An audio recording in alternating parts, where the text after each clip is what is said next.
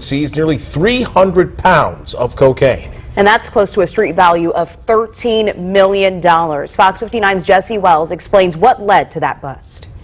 According to court records, the investigation began with the tip that someone here on I-70 would be driving a shipment full of drugs in a red semi with a white trailer and Texas plates.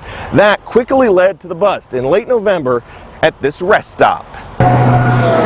Here in Hendricks County, along I-70, IMPD officers searched a semi-truck and found 130 kilos of cocaine, or approximately 286 pounds, inside. This is the largest seizure of narcotics I've seen since I've been doing this work. IMPD says this canine, named Mina, first alerted officers to the presence of drugs inside the suspect's semi.